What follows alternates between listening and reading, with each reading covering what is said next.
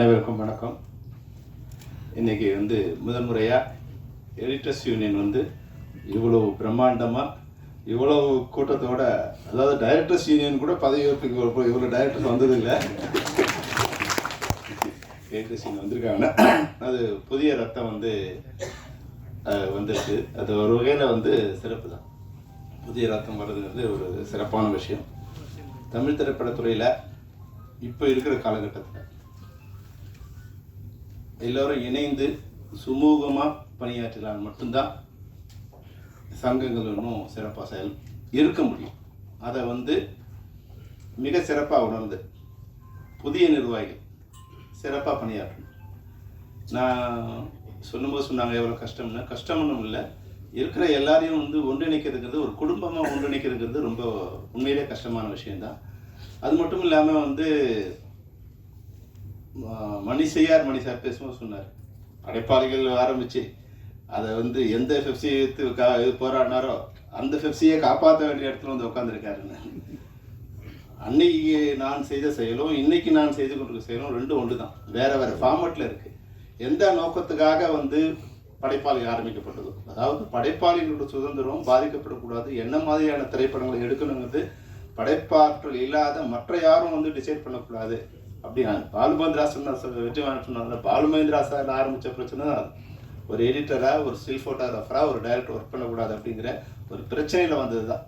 அன்னைக்கு இது மாதிரியான எப்பவுமே இன்னைக்கு இந்த பதவி புதிய ரத்தம் வந்திருக்கு இல்லையா, அது எப்படிங்கிறது யோசிச்சுக்கணும். ஏன்னா நான் பதவிக்கு வந்த பிறகு இந்த சங்கங்கள் நடத்தும் போது நாங்கள் எல்லாருமே யாரும் சங்கத்தில் எலெக்ஷன் நின்று இப்போ எங்கள் தலைவராகவோ பொருளாளரோ ஆகிறதுக்காக வந்தவங்க இல்லை.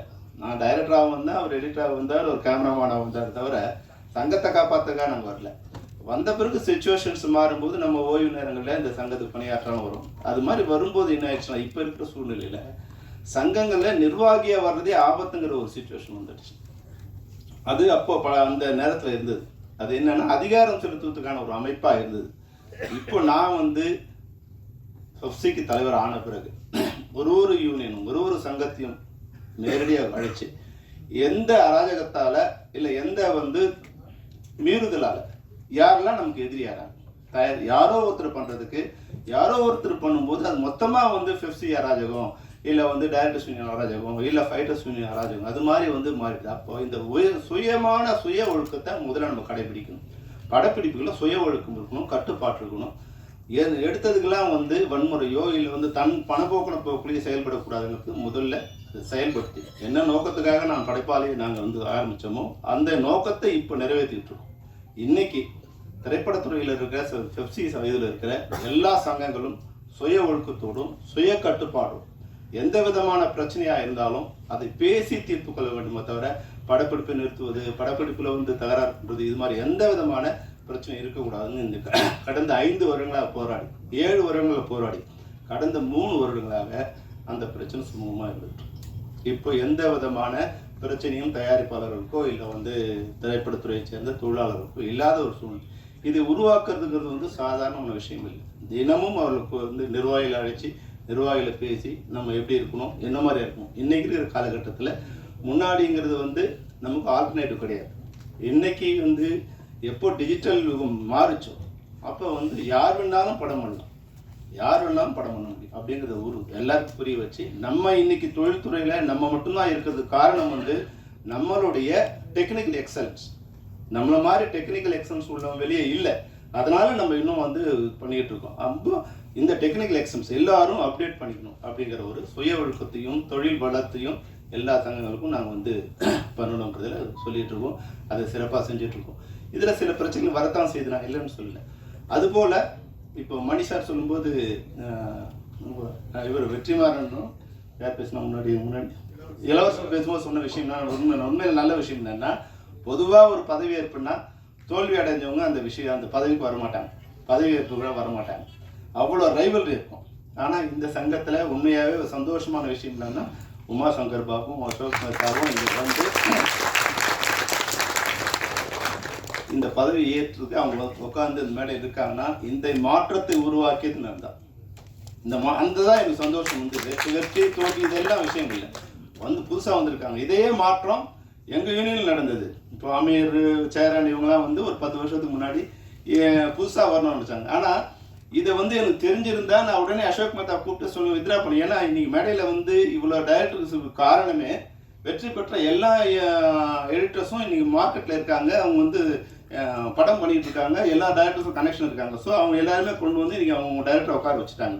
அப்போது யங் பிளட் வரும்போது நீங்கள் கூட வித்ரா பண்ணியிருக்கலாம்னு கூட நான் சொல்லியிருப்பேன். நிச்சயமாக எலெக்ஷன் நடந்தும் தெரியாது, பெரும்பாலும் வந்து நடக்கிற மாதிரி அவங்க யூனியன் வந்து ஒரு சாஃப்டான யூனியன், வெளியே இது வரைக்கும் தெரியாது. இன்னைக்கு தான் இவ்வளோ பேர், இவ்வளோ கேமராஸோ இவ்வளோ பேர் அரங்க நிறைஞ்சு இருக்கிறது இன்னைக்கு தான் எனக்கு தெரிஞ்சு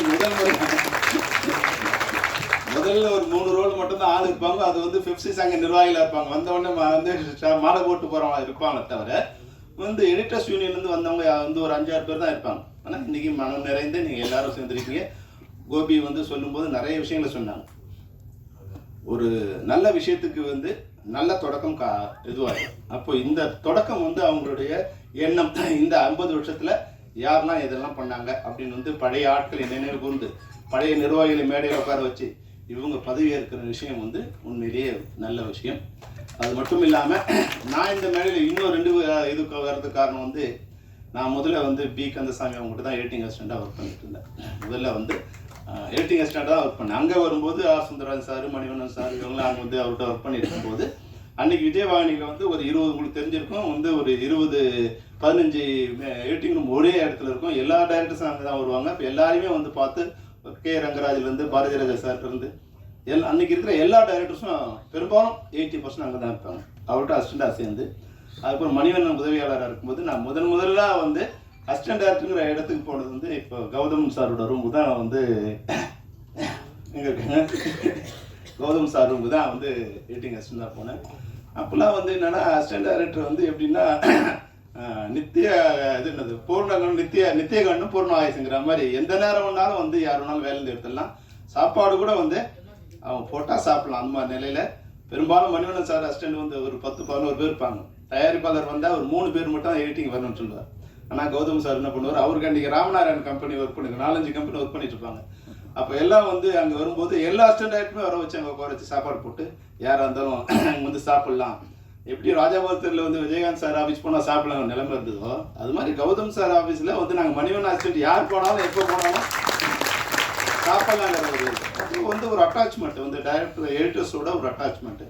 அது மாதிரி வெற்றிமாறன் சொல்கிறது கூட அவரோட ஸ்டைல் என்னோட ஸ்டைல் கூட அதுதான். வந்து நான் ஒரு கதையை வந்து என்னுடைய ஒரு ஒரு புதுசாக ஒன்று கிரியேட் பண்ணும்போது அது மற்றவங்களுக்கு நம்ம சொல்ல முடியாது. அவங்களால அந்த மாற்றம் இப்போ நிகழ்ந்த மாற்றம் வந்து 20-30 வருஷம் வச்சு நிகழ்ந்த மாற்றம் நான் வரும்போது நான் நினைக்கிறத மற்றவங்களுக்கு சொன்னால் அங்கே போய் மேனேஜர் சொல்லுவார், இவெல்லாம் என்னப்பா டைரக்டர் இவனு வந்து தண்ணி கஷ்டம் இருக்கும்போது இவெல்லாம் ரோடு ஃபுல்லாக தண்ணி ஊற்றிட்டு இருக்காங்க, இவங்க வந்து வண்டியாக தண்ணி ஊற்றுறாங்க அப்படின்னு.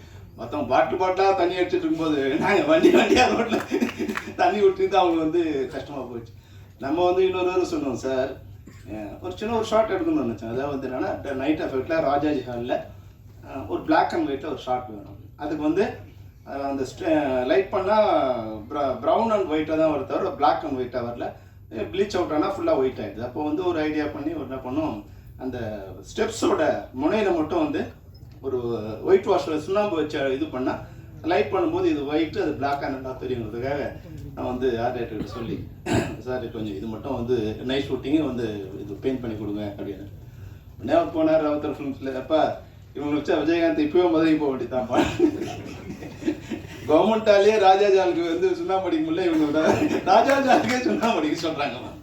இப்போ இதையெல்லாம் மீறி தான் வரணும். இதையெல்லாம் மீறி வரும்போது அன்றைக்கி நல்ல வேலையாக நான் வந்து என்னோட ஒர்க் பண்ண என்னோடய சீனியர் வந்து எடிட்டிங் அசிஸ்டண்ட்டாக இவர் எடிட்டராக இருந்ததால் ஜெயச்சந்திரன் எடிட்டராக இருந்ததால் அவங்க கொஞ்சம் காப்பாற்றி நம்ம எடுக்கிற விஷயங்களை வந்து தயாரிப்பாளர் காமிக்காமல் ஏதாவது தப்பாக இருந்தாலும் அது நமக்கு நாமே இது வச்சு அப்போ புதிய டைரக்டர்களை வந்து காப்பாற்றுறது வந்து முதல்ல எடிட்டர்ஸ் தான் முதல்ல பார்க்கணும்.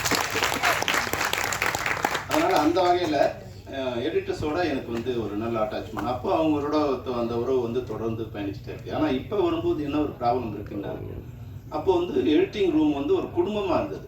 எடிட்டிங் ரூமில் director assistant camera editor assistants ஒரு 10 பேர் எப்பவுமே இருப்போம். அப்போ ஒரு எப்படி நம்ம கண்ணு முன்னாடி ஃபிசிக்கலாக வந்து ஒரு ஃபிலிமை வந்து கட் பண்ணி எப்படி எங்கே கட் பண்ணுறாரு, எங்கே ஒட்டுறாரு, அப்போ டைரக்டருக்கும் எடிட்டருக்குமான ரிலேஷன்ஷிப் என்ன. சமயத்தில் வந்து டைரக்டரை வந்து பெரும்பாலும் வந்து நைட்டில் தான் மணிவண்ணன் சார் வந்து ஒர்க் பண்ண வருவார். அவருக்கு ஃபுல் டயர்டாக இருப்பார். அப்போ என்ன பண்ணுவார்னா, அவர் நினச்சி கட் சொல்கிறதுக்குள்ளே அவருக்கு கொஞ்சம் டைம் ஆகும். மார்க் அப்போ வந்து சீன் பேக்கில் மூவிகளால் தான் மார்க் பண்ணணும். மார்க் பண்ணால் கை வச்சார்னா ஒரு 4 ஃப்ரேம் ஓடி அப்போ வச்சுட்டு கட் பண்ணிட்டு மார்க் பண்ணணும். அவங்க கட் பண்ண இடத்துல மார்க் பண்ண இடத்துல கட் பண்ணி மறுநாள் காமிச்சா எடுத்து திட்டுவார். என்ன கௌதமன், நான் சொன்ன மாதிரி நீ கட் பண்ணலையே, லூஸாக இருக்கேன்னு. அப்போது அதில் வந்து என்ன பண்ணுவார் கௌதம் சார், என்ன பண்ணுவார்னா, அவர் கட் பண்ண சொன்னால் கட் பண்ண மார்க் ஒன்று வச்சுப்பார், அவரோட மார்க் ஒன்று வச்சுப்பார். கட் பண்ணது வந்து ஒரு 8 அடி முன்னாடியோ பின்னாடியோ. அவர் இங்கே ஃப்ரேமை பார்க்கறத விட மணிவண்ணன் மூஞ்சியே பார்த்துட்டு இருப்பார். அவர் எங்கே கட் பண்ணணும்னு நினைக்கிறாருங்கிறத முதல்ல அவர் பார்த்துருவார். டக்குன்னு அந்த ஃப்ரேம் மார்க் பண்ணிக்கிட்டு மறுநாள் வந்து அவர் கொடுத்த மார்க்கிங்லேயே அந்த கட்டிங் இருக்கார். இவர் ஒரு கட் பண்ணி அதை காமிப்பார். அப்போ பார்ப்பார், இப்போ எப்படி இருக்கு கௌதமன், நான் சொன்ன மாதிரி இருக்குல்ல. அப்போ ஒரு எடிட்டர் வந்து மார்க்கிங் மட்டும் இல்லை, எடிட்டர் டைரக்டரோட ரியாக்ஷன், அவங்க ஃபேஸ் வச்சு எங்கே கட் பண்ண நினைக்கிறாங்க, அவங்களுக்கு என்ன தேவைப்படுதுங்கிறத கூட அவங்க வந்து கூர்ந்து கவனிச்சது. அப்படி ஒரு காலகட்டம் இருந்தது. இப்போ என்னென்னா, ஒரு ஃபிசிக்கலாக நிறைய பேரை நான் சொல்லலை, நான் பார்த்த வகையில் சொல்லும்போது ஆன் ஸ்பாட் ஒர்க் பண்ணுற எடிட்டிங்கிறது வந்து ஜஸ்ட்டு அது வந்து ஒரு அசம்பிளிங். என்ன ஷாட் வேணும், என்ன எப்படி வேணுங்கிறது ஒரு அசம்பிளிங்கை தவிர அது வந்து ஒரு உயிர் கொடுக்குற ஒரு இதுவாக இருக்காது. டைரக்டர் வந்து எதாவது மிஸ் ஆக ஷாட் எடுக்கணும், இல்லை வந்து ஃப்ரேம் வைக்கும்போது அதில் வந்து சிஜி பண்ணுறதுக்கு உண்டான வந்து மார்க்கிங் பண்ண ஒரு இது இருக்கணும். தவிர அந்த ஷார்ட்டை வந்து எடிட்டிங் ரூம் வந்து எடிட்டரும் டைரக்டரும் உட்காந்து ரஷ்ஷை பார்த்து என்ன மாதிரி வேணும் அப்படிங்கிறது எடிட் பண்ணால் இன்னும் கொஞ்சம் உயிரோட்டமாக இருக்குங்கிறது என்னோட கருத்து. ஆனால் வந்து நீ சும்மா பழைய புராணம் பாடாதுன்னு மற்றவங்க நினைக்கலாம். ஆனால் படங்கள் பார்க்கும்போது எனக்கு தோணும், இது மாதிரி வந்து படங்கள் பார்க்கும்போது இன்னும் கொஞ்சம் இது உயிரோட்டமாக இருந்தால் நல்லா இருக்கும். அப்போ எடிட்டருங்கிறவங்க வந்து சும்மா வந்து கட் பண்ணி ஓட்டுறவங்க கிடையாது. எடிட்டர் அவங்க வந்து அதை வந்து ஒரு பிரம்மன் மாதிரி அந்த வந்து அதை ஒரு உயிர் கொடுக்க வேண்டிய ஒரு கட்டாயத்தில் இருக்காங்க. ஒரு அந்த ஃபிலிம் ஷார்ட்டுங்கிறது வந்து வெறும் செங்கல் தான், வெறும் செங்கல் அடுக்கிறவங்க வந்து மேஸ்திரி. அதை வந்து சிற்பமாகவோ இல்லை வந்து ஒரு கட்டிடமாகவோ கட்டுறவன்னா ஒரு கலைஞன். அப்போ எடிட்டர் வந்து ஒரு அடுக்கிற மேஸ்திரியாக இல்லாமல் வந்து அது கட்டுற கலைஞனாக இருக்கிற படங்கள் பார்த்தீங்கன்னா சாதாரண படங்கள் கூட மிக பிரம்மாண்டமாக வந்து அது உருவாகி நல்லமாக இருக்குது. அப்போ நீங்கள் இப்போ எடிட்டர்ஸோட இப்போ கோபி வந்து சொன்ன விஷயங்கள்ல இந்த விஷயங்கள் எல்லாம் ஓகே. ஆனால் இப்போ நான் எது வந்து லேக்கிங்காக இருக்குன்னு நினச்சா, ஒன்று மெம்பர்ஸ் ஒர்க் பண்ணணும். மெம்பர்ஸ் ஒர்க் பண்ணுறது வந்து டைப் பண்ணணும். இப்போ ஒரு சில விஷயம் கோபிக்கு தெரியணும், மற்ற நிர்வாகிகளுக்கு கூட தெரியணும். என்னென்னா, இன்னைக்கு முன்னாடி இப்போ இலவசம் சொல்லும்போது சொன்னார், முன்னாடி வந்து நாங்கள் என்ன பண்ணோம்னா, யூனியன்ஸுக்கு பணம் வரேன்னா மற்ற யூனியன்ஸுக்கு பணம் வரேன்னா எடிட்டிங்கில் சொல்லி எடிட்டிங் எடுத்துவோம். ஆனால் இப்போ எடிட்டிங் எங்கே நடக்குதுன்னு எங்களுக்கு தெரியல. ஸ்பாட்டில் நடக்குதா இல்லை வீட்டில் நடக்குதா, எங்கே நடக்குதுன்னு எனக்கு தெரியல. ஒரு 4-5 காப்பி இருக்குது, இங்கே போய் நிறுத்தினா இன்னொரு இடத்துல எடிட்டிங் நடக்குது, வேறு இடத்துல எடிட்டிங் நடக்குது. அந்த எடிட்டர் நம்மளாக இருக்காரான்னு கண்டுபிடிக்கிறதுக்குள்ள லேட் ஆகிடுது. அந்த எடிட்டர் நம்மளாக இருந்தால் கூட அவர் தன்னை காப்பாற்றிக்கிறதுக்கு வந்து அதை கோஆப்ரேஷன் வந்து ரொம்ப கம்மியாக இருக்குது. அப்போ இப்போ இருக்கிற நிர்வாகிகளுக்கு நாங்கள் வந்து ஒரு ப்ரெஷர் கொடுக்குறோம். ஏன்னா இப்போ 23 யூனியன் எப்படி ரன் ஆகுதுன்னா, ஒருத்தரை நம்பி. அப்போ ஒருத்தருக்கு பணம் வரலைங்கிற போது இது ஷூட்டிங் ஸ்பாட்டாக இருக்கும்போது டைரக்டருக்கு ஒரு ப்ரெஷர் கொடுக்குறோம், எடிட்டிங்காக இருக்கும்போது எடிட்டருக்கு ஒரு ப்ரெஷர் கொடுக்குறோம், ரீ ரெக்கார்டிங் இருக்கும்போது மியூசிஷியனுக்கு ஒரு ப்ரெஷர் கொடுக்குறோம்.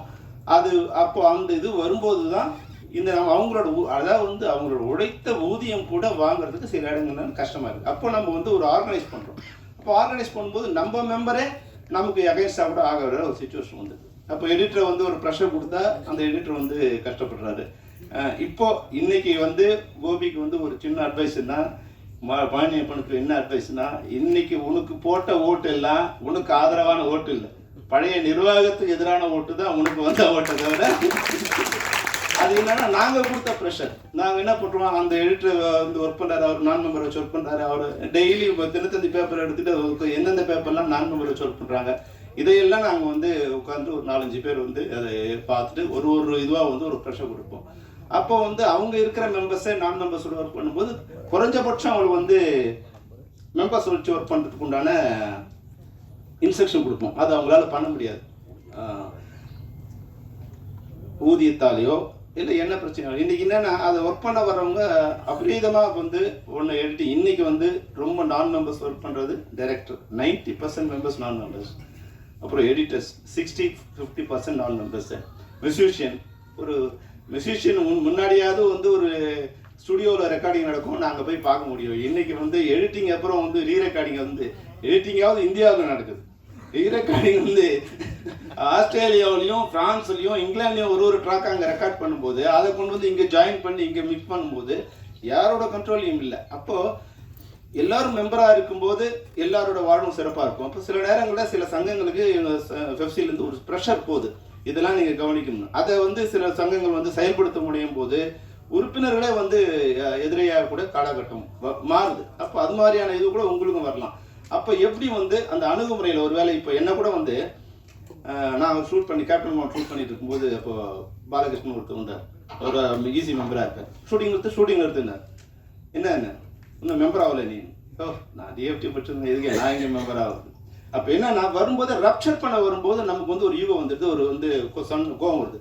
ஆனால் மறுநாள் வந்து சக்தி சார் வந்தார். தம்பி நீங்களாம் வந்து இப்போ படம் இப்போ சக்ஸஸாக இருக்குது, நீங்களாம் இந்த யூனியனில் இருந்தால் எங்களுக்கு மரியாதை, நீங்கள் இருக்கலாம் இல்லை.